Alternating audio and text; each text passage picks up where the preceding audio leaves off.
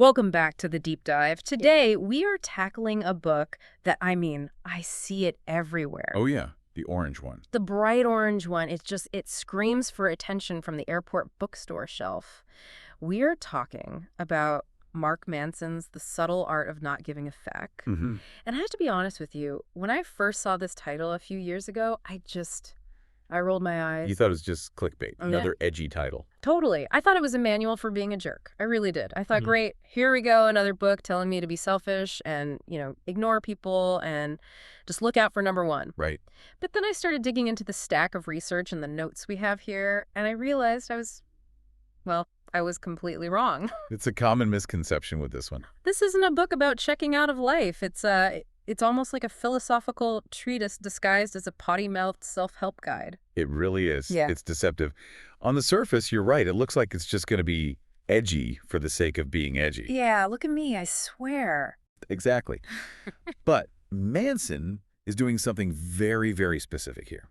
He is challenging the entire foundation of the modern self-help industry. How so? Well, if you think about most self-help, it's all additive. It tells you to add more, be more confident, make more money, be happier. More. It's all about addition. Manson argues for subtraction. He says we need to clear out the noise to subtract the things we care about that don't matter to find what actually does. Okay. And to prove his point, he starts the book with perhaps the absolute worst role model you could possibly pick for a success story. I love this opener because it's so jarring. It really sets the tone. He starts with Charles Bukowski. Now, for anyone listening who might not know, Bukowski is this, titan in the literary world, but he was not exactly a poster child for wellness. That is putting it very, very mildly. Yeah. Bukowski was a train wreck. A complete train wreck. He was an alcoholic, a womanizer, a chronic gambler. A lout, I think that's the word Manson uses. Yeah. For most of his life, he was a loser by every single definition society uses. Right. He worked this soul-crushing, monotonous job as a letter filer at the post office.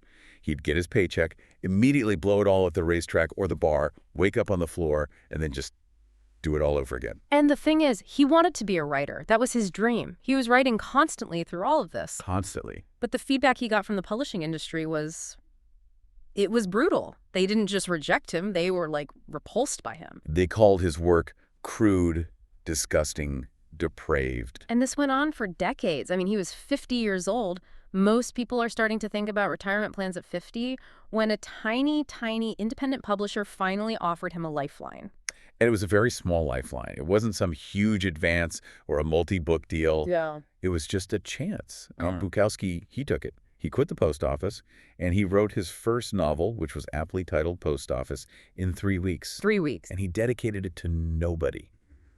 And, of course, he went on to sell millions of copies and became this huge counterculture icon. See, this is where the movie trailer usually starts, right? We look at that and we say, see? He never gave up. He persisted. It's the American dream. The classic narrative. But Manson just cuts right through that whole narrative.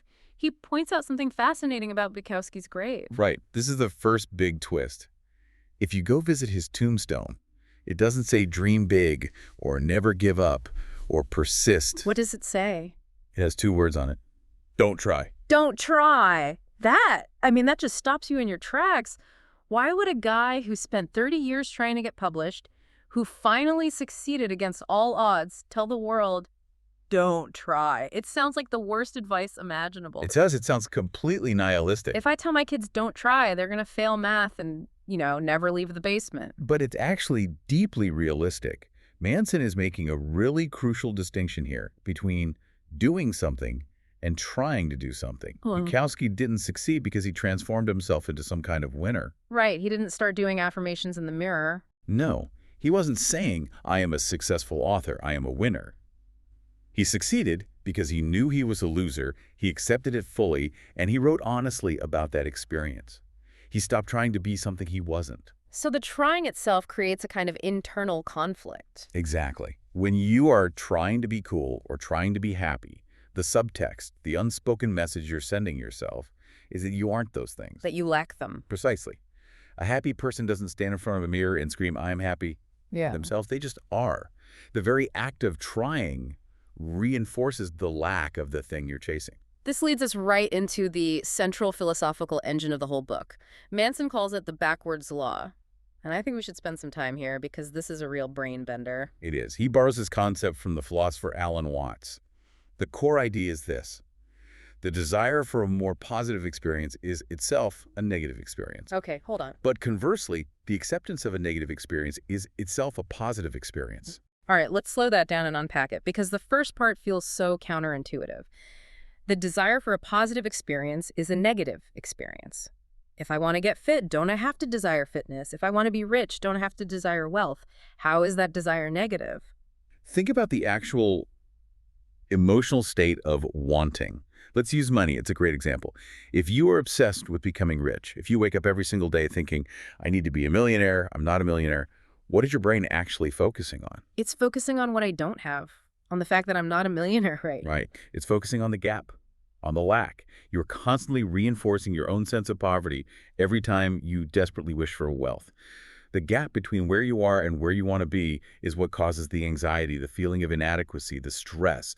That is the negative experience. Manson uses a really vivid analogy for this from his own life. He talks about an acid trip. Yes, the hallucination. It's a great metaphor. He describes walking toward a house in this hallucination. But for every step he took toward it, the house moved 2 steps further away. Which is a complete nightmare scenario. It is, but it's a perfect metaphor for the pursuit of happiness. The more you chase it, the more elusive it becomes, because the chase itself is a constant reminder that you don't have it. It's exactly like trying to fall asleep. Oh, that's the worst. We've all been there. Right. You look at the clock, it's 2 a.m., you say to yourself, I must sleep now, I have a big meeting. You try really, really hard to sleep. Does it ever work? Never. The harder I try, the more awake I become. My brain just goes into overdrive. Because the effort to sleep is anxiety. Sleep only comes when you stop trying, when you accept the negative fact that you're awake and you just let go. That is the backwards law. That's it. The acceptance of the negative, I am awake, I'm broke, I'm anxious, allows the positive to emerge on its own. So if we apply this to the title of the book, The Subtle Art of Not Giving a Feck, we have to be really, really precise about what that actually means, because my initial reaction that this is about being indifferent is just flat out wrong. Completely wrong. And Manson is very clear on this point. People who don't give a feck about anything are not enlightened. They are psychopaths. Or they're just deeply broken and trying to hide it. Exactly. We are biologically wired to care. We can't turn it off. We always give a feck about something. The subtle art isn't about deleting your capacity to care. It's about budgeting it. It's about choosing where to spend your fecks. He breaks this down into 3 subtleties. I think it's worth walking through them. Subtlety number 1. Not giving a feck does not mean being indifferent. It means being comfortable with being different. This is a huge distinction. It's the difference between being an aloof jerk and being a person of deep conviction. The indifferent person, the one who acts like they're too cool to care, is actually terrified. It's a defense mechanism. Absolutely. Yeah. They're terrified of judgment, so they build a wall of apathy so nobody can hurt them. Yeah. But the person who genuinely doesn't give a feck, in the way Manson means it, is someone like Bukowski, or maybe a whistleblower or an artist who puts out really controversial work. Okay. It's not that they don't care about the outcome or the backlash. It's that they care about something else, their art, the truth, their core values, more than they care about what other people think of them. They're willing to be different and take the hits for it. Which flows perfectly into subtlety number 2. To care less about adversity, you must first care about something more important than adversity. This is all about where you allocate your emotional resources. Imagine you have a feck budget. It's a limited bank account of emotional energy. I like that analogy. If you are spending your budget getting furious because the barista messed up your latte, or because a TV show you liked got canceled, Or because someone didn't like your photo on social media. right. If you are spending your precious emotional energy on that, it's not because those things are genuine tragedies. It's because you don't have anything bigger or more meaningful going on in your life. You are bankrupting yourself on the trivial because you haven't invested in the profound. Ouch. That one hits home. It's so easy to get sucked into the petty stuff. It's the default setting for our brains. Which leads to subtlety number 3. Uh-huh. You are always choosing what to care about, whether you realize it or not. So there's no escape. No escape. Maturity, according to Manson, is just becoming more selective and intentional with your fruits. When we're young, everything is a 5-alarm fire. A bad haircut can ruin your month. As we get older, we hopefully realize we only have so much energy.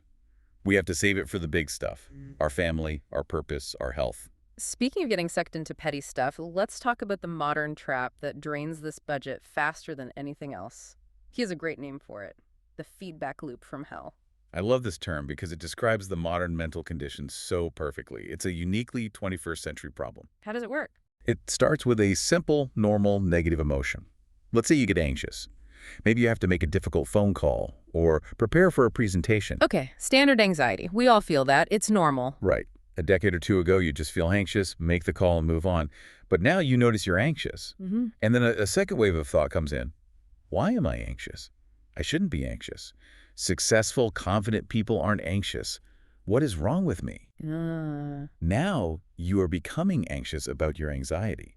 It's a hall of mirrors. You get angry, and then you get angry at yourself for getting angry. You feel sad, and then you feel guilty for feeling sad because you think you have a good life and shouldn't be sad. And Manson argues that our entire consumer culture has weaponized this.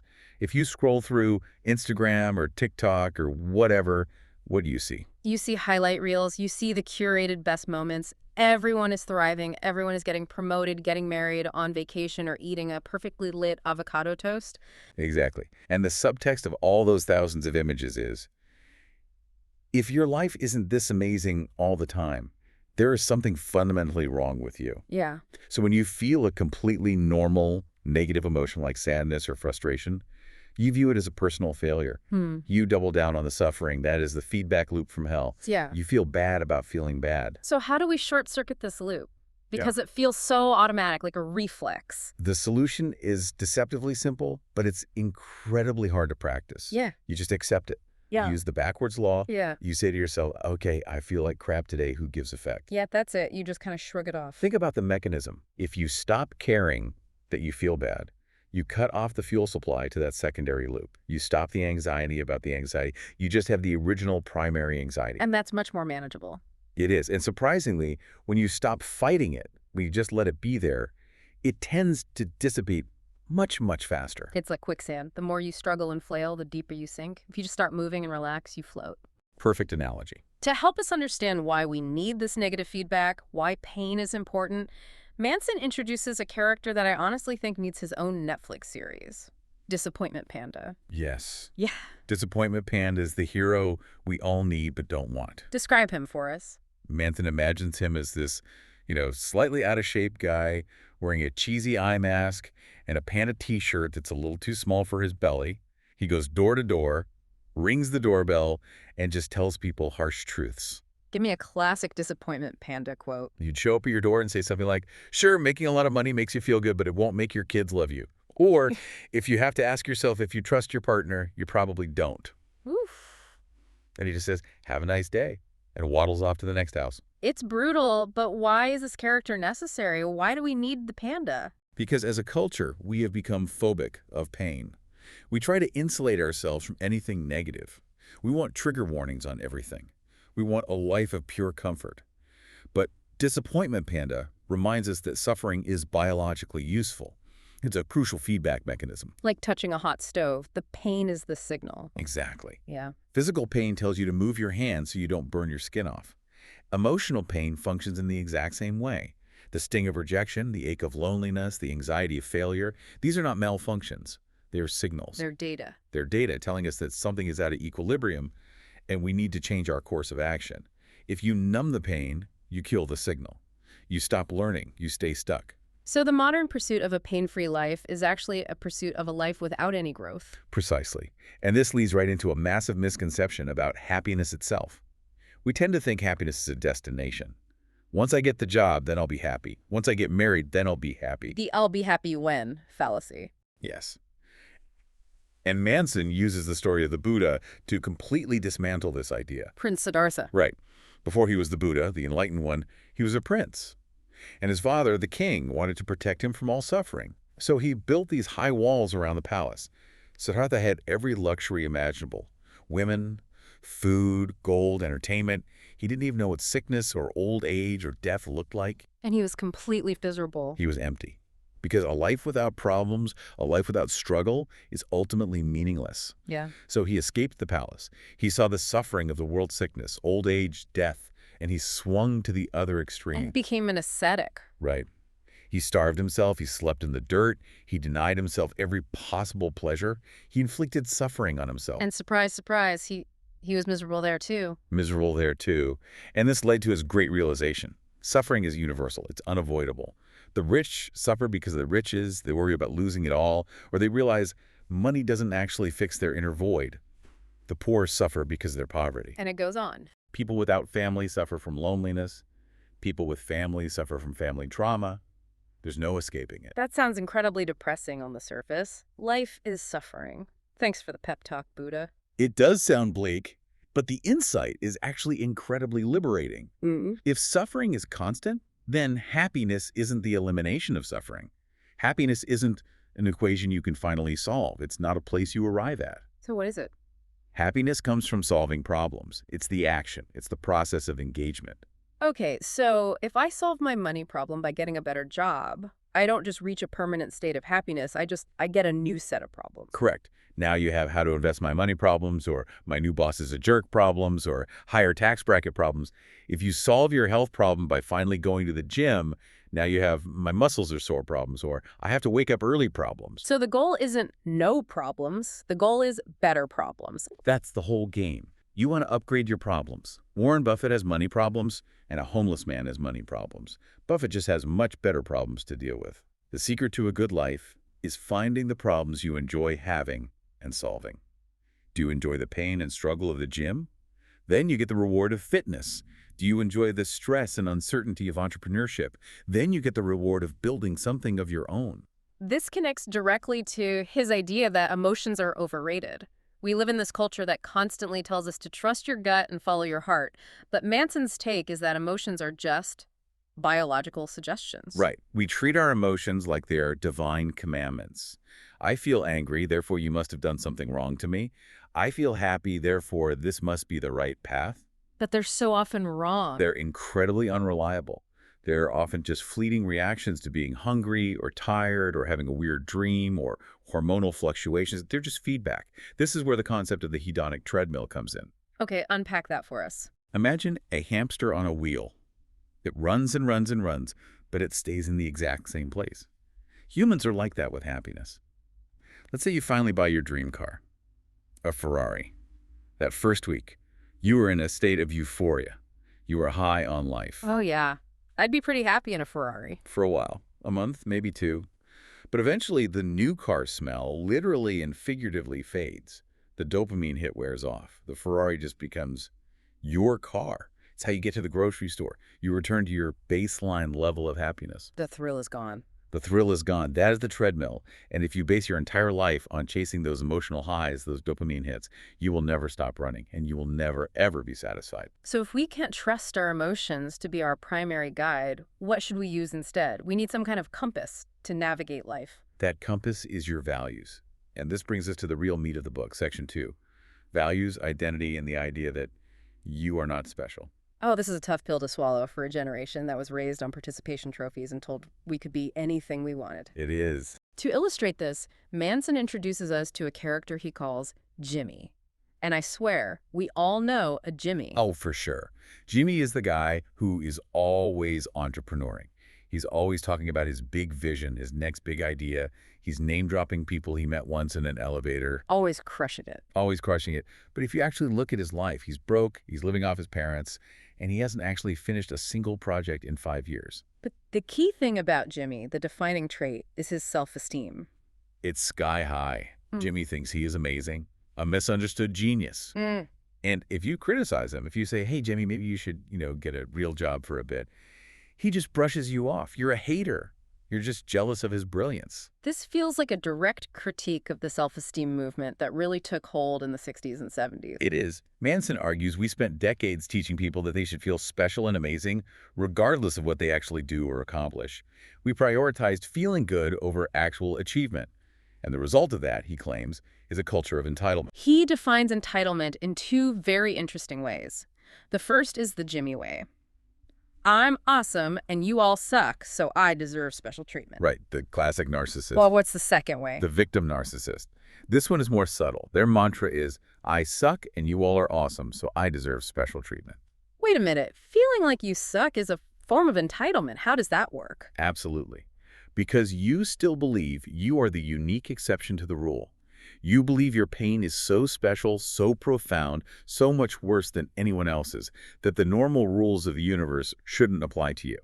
You deserve pity, you deserve special handling. So both Jimmy's and victims are just wrapped up in their own specialness. Exactly. And this is fueled by what Manson calls the tyranny of exceptionalism. Explain that. Think about the media we consume every single day. We are flooded with the absolute extremes of human experience.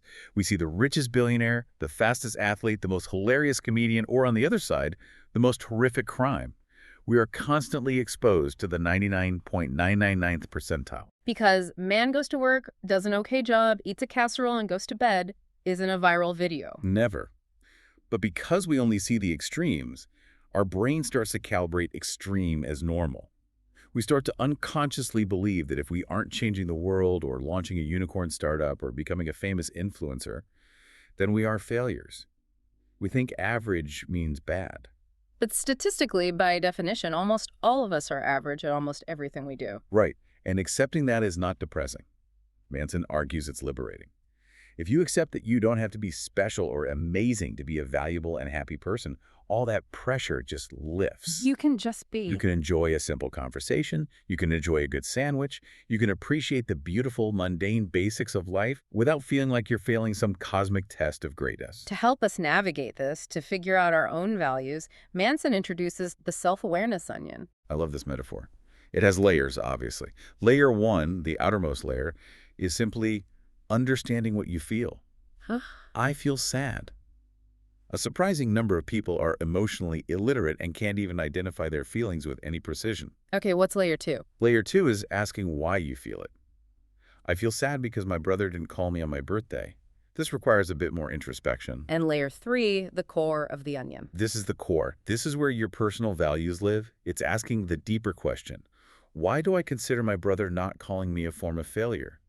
How am I measuring myself in my relationships? What metric am I using? This is where we get into the really sticky, important stuff. He uses an incredible comparison here between two rock stars to illustrate exactly how our chosen values dictate our happiness. Dave Mustaine and Pete Best. This is one of the best examples in the entire book. So Dave Mustaine was the original lead guitarist for Metallica. One of the biggest bands ever. Right. Back in the early 80s, right before they recorded their first album and blew up, the rest of the band decided they couldn't handle his drinking and his aggression. They woke him up one morning, handed him a bus ticket, and kicked him out. That is just the ultimate rejection, to be kicked out of your own band right on the cusp of fame. He's on this 4-day bus ride back to L.A., just seething with anger and humiliation. And he makes a pact with himself. Yeah. He decides he will form a new band, and he will become so successful that Metallica will forever regret the day they fired him. And he did it. He formed Megadeth. They went on to sell, 25 million albums? Yeah. He is a legend in the world of heavy metal. By any objective external standard, Dave Mustaine is a massive success. But in an interview decades later, Mustaine admitted that he still considered himself a failure. He was still miserable. Why? Because his metric, his core value was be more successful than Metallica. And Metallica sold 180 million albums. They're on a different planet. Right. He picked a game he could never win. His value was external, comparative, and ultimately out of his control. Now, contrast that with Pete Best. The so-called fifth Beatle. The original drummer for the Beatles. Same story. Kicked out right before they got huge. Replaced by Ringo Starr. That has to be weird. I mean, watching your ex-band become the biggest cultural phenomenon in the history of the world. He fell into a deep depression for years, understandably. But eventually, he shifted his values, he reframed the story. He realized that if he had stayed in the band, the fame, the drugs, the pressure might have destroyed him. He met his wife, he built a family, he lived a quiet, normal life. And he was happy. In an interview later in life, he said, "I am happier than I would have been with the Beatles." Wow. That is just profound. Mustaine had all the fame and fortune but felt like a loser. Best lost out on the fame and fortune but felt like a winner. It's all about the metric you choose. It proves that our values determine the quality of our life far more than our external circumstances do. Manson categorizes values into good and bad. He does. Bad values are generally external. They are things outside of your direct control. Things like pleasure, material success, always being right, being popular. If your primary value is being popular, you are a slave to other people's opinions for your entire life. And good values. They are internal, immediate, and controllable. Values like honesty, innovation, vulnerability, self-respect, curiosity. You can choose to be honest right now in this moment. No one can take that away from you. Even if you lose your job and your house and all your friends, you can still choose to live by the value of honesty. This segues perfectly into Section 3, responsibility versus fault. Because choosing your values, that is a profound act of responsibility. And this is where Manson gets really, really tough on the reader. He tells the story of William James, who we know is the father of American psychology. But before he was a renowned genius, James was a complete wreck. He is a mess. He was sickly, deeply depressed, a university dropout. He seriously contemplated suicide. But he decided to run a little experiment on himself. The one-year pact. Yes. He made a deal with himself. For 1 year, he would choose to believe that he was 100% responsible for everything that occurred in his life. No, that's important. Not that he caused it. Right.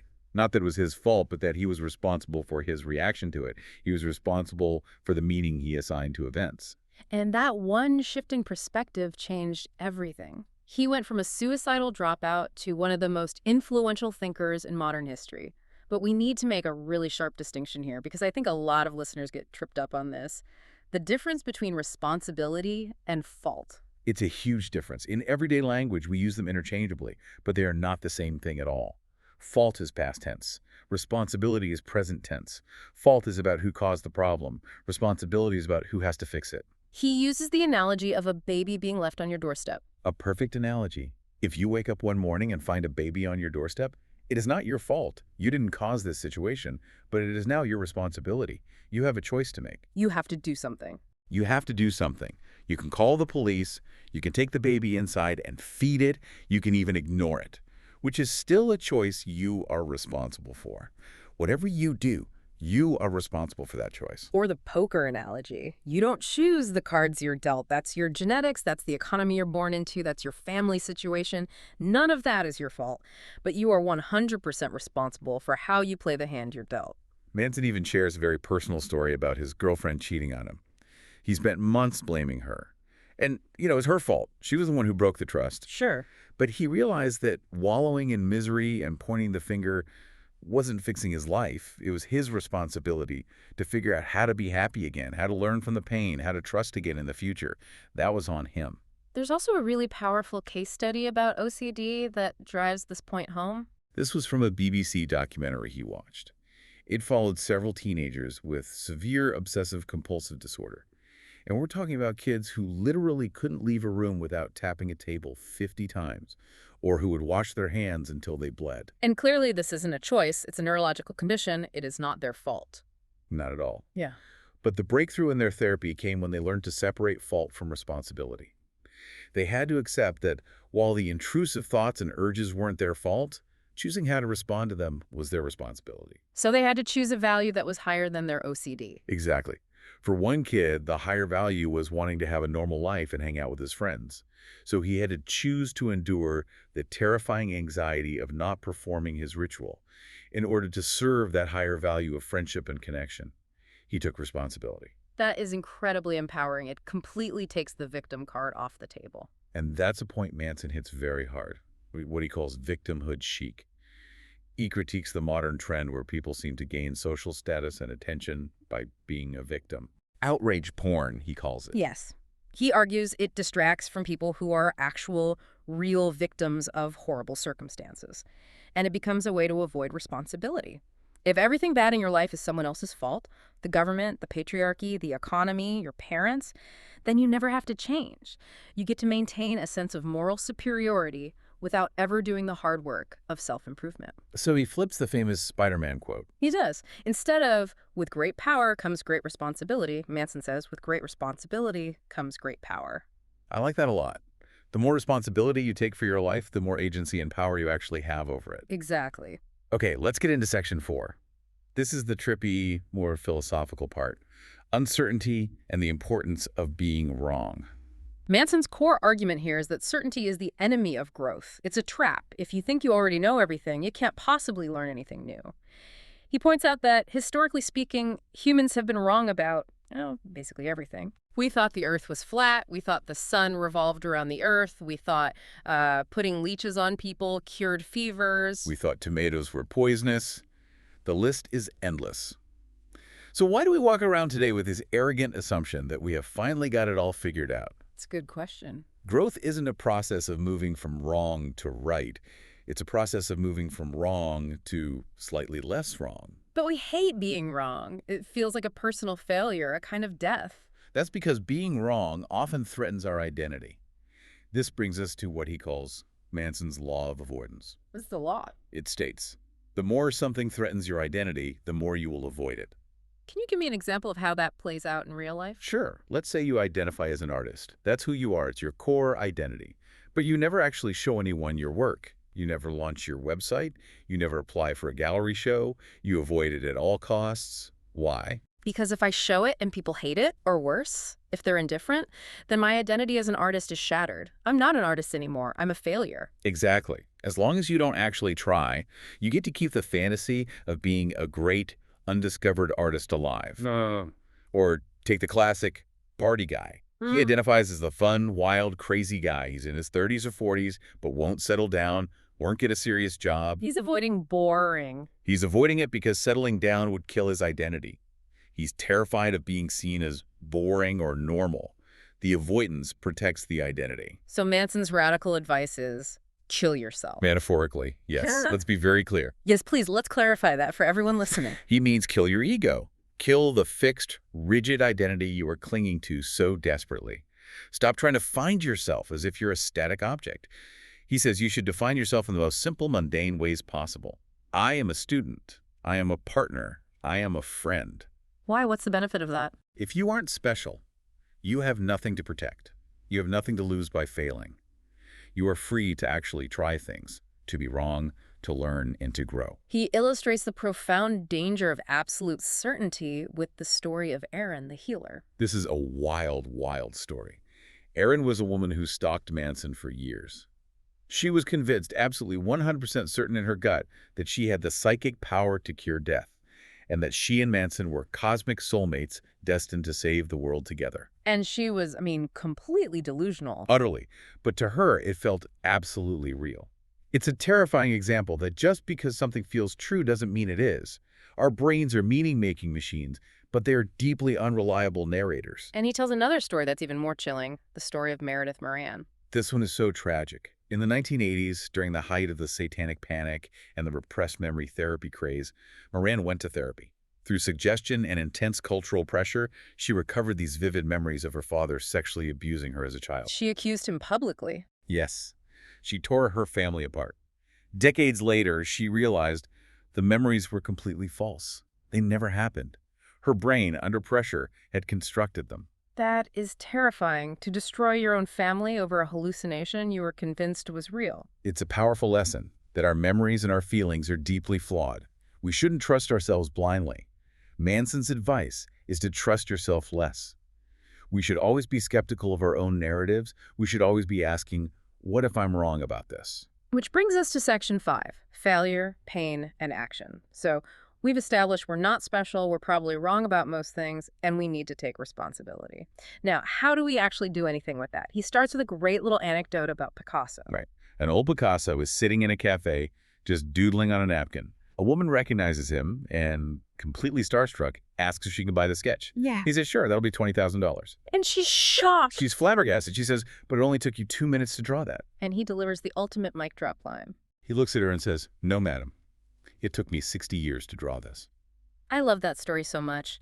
Success is built on a mountain of unseen failures and practice. We only see the final, brilliant result. We don't see the thousands and thousands of terrible sketches that came before it. Manson argues that we need to be willing to fail over and over again. But fear stops us. It paralyzes us. And we ask what he calls VCR questions. VCR questions. That's going to date us a little bit. A little bit. Remember when VCRs were new?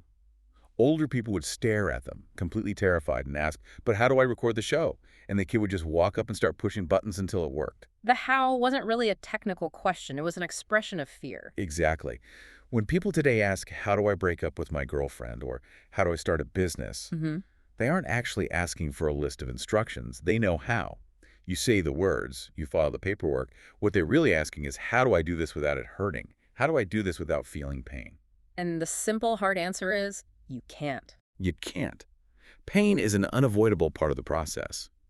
But if you are stuck, if you're paralyzed by that fear of pain, Manson offers the single most practical tool in the entire book. He calls it the do something principle. This is the life hack. If you take only one thing away from this entire deep dive, this should probably be it. I agree. Most of us operate on a linear model of motivation. We think it works like this. Inspiration leads to motivation, which then leads to action. I need to feel inspired to get motivated enough to do the work. But if you're depressed or anxious or just feeling lazy, that bolt of inspiration never comes. So you just sit on the couch waiting for lightning to strike and nothing happens. So Manson flips the whole model on its head. He says it's not a line, it's a loop, an endless loop. Action leads to inspiration, which leads to motivation, which leads back to more action. So you can start anywhere in the loop. You can start with action. If you do something, anything, even the smallest possible action, it creates a reaction. If you need to write a book, don't wait for the muse to strike, just write 200 terrible words. The very act of writing will stimulate the inspiration and motivation to write more. Action isn't just the effect of motivation, it's also the cause of it. That's brilliant. If you're stuck, just do something. Do one push-up, wash one dish, put on your running shoes. The action itself generates the momentum. It's a cheat code for your brain. Okay, let's move to our final big section, section 6, rejection and commitment. This starts with a fascinating story about Manson's travels in Russia, which was a huge culture shock for him. Yeah, he noticed something really jarring. Russians, in his experience, were incredibly brutally honest. If your new haircut looked bad, they told you. If they didn't like you, they didn't bother with a fake smile. If the service in a restaurant was bad, they said so directly. Which, for a Westerner, and especially an American, feels incredibly rude. We are trained from birth to be nice and polite. But he had this realization: the constant rudeness actually created a deep sense of trust. In the West, we are so polite. We smile when we don't mean it. We say we should totally do lunch sometime when we have no intention of it. As a result, you never really know where you stand with anyone. There's a layer of ambiguity. Always. But in Russia, he found that if someone likes you, you know they like you. Because if they didn't, they simply wouldn't be talking to you. The honesty, while harsh, makes the positive interactions genuine. So real, authentic connection requires rejection. You have to be willing to say no and hear no. Exactly. Rejection is a necessary life skill. Yeah. To truly value something, you must reject what is not that thing. This goes back to the paradox of choice. We have this modern idea that absolute freedom, keeping all our options open forever, is the key to happiness. But it's not. It's actually paralyzing. It makes life feel meaningless. If you keep all your options open, you never actually commit to anything, you never dig deep. Real meaning in life comes from commitment. It comes from choosing one person, one career, one place, and rejecting the alternatives so you can dig deep. That depth is where all the good stuff is. He takes a pretty big swing at Romeo and Juliet here, which I really enjoyed. He basically calls it the ultimate example of a terrible relationship. It is. We hold it up as this pinnacle of romance, but he points out this isn't a romance story. It's a tragedy about two mentally unstable teenagers who kill themselves after knowing each other for 3 days. It's a warning sign, not a relationship manual. Exactly. It perfectly illustrates the difference between a healthy relationship and a codependent one. Which is all about boundaries. It's all about boundaries. In a healthy relationship, you have the ability to say and hear no. You reject things you don't accept. You don't take responsibility for your partner's emotions. You support them, you care about them, but their feelings are ultimately their responsibility, and yours are yours. In Romeo and Juliet, there are no boundaries. None. They literally drink poison because the other person is sad. That's not love, that's enmeshment. It's a complete loss of self. So, wow, we've gone quite a journey here. From don't try, to the feedback loop from hell, to choosing better values, taking responsibility, embracing uncertainty, learning from failure, and finally, the power of rejection and commitment. It's a complete dismantling of the typical positive thinking success narrative. It really is. It moves us from a consumerist, more is better mindset to a kind of essentialist, better is better mindset. Focus on what truly matters. And he ends the entire book with a thought that sounds incredibly dark on the surface, but is actually the most life-affirming point of all. The contemplation of one's own death, mortality. Why end a self-help book with death? That seems like a downer. Because death is the ultimate context. It is the only thing that gives life real perspective. He references the work of Ernest Becker, who wrote The Denial of Death, and the argument is that all of our deep-seated anxiety comes from our primal fear of our own annihilation. And we spend our lives trying to run from it. We build what Becker called immortality projects. Our careers, our art, getting our names on buildings, having children, all in a desperate attempt to feel like we will live forever in some way. But we won't. No. Why? We're all going to die. And when you can truly sit with that and accept that your time is finite and precious, the fuck budget becomes crystal clear. Things snap into focus. Do you really want to spend your limited, precious time on this earth worrying about what a stranger on the internet thinks of you? No. Do you want to spend it being angry at traffic or in a job you hate? No. The awareness of death strips away all the trivial, petty nonsense. It forces you to focus on the immediate, the important, the true. And that brings us right back to the title. The subtle art of not giving a feck. It's not about apathy at all. It's about aggressive, life-affirming prioritization. Exactly. You are going to die. So what are you going to leave behind? What values will you have lived by? When you look at your life through that lens, the choice of what to care about becomes pretty damn easy. Care about the big stuff and let all the rest go. That is a powerful place to leave it. This hasn't just been a summary of a book. It's felt a bit like a therapy session. It often feels that way with Manson's writing. He kind of yells at you until you realize he's right about a few things. So to you listening right now, take a look at your own fic budget this week. Where are you spending it?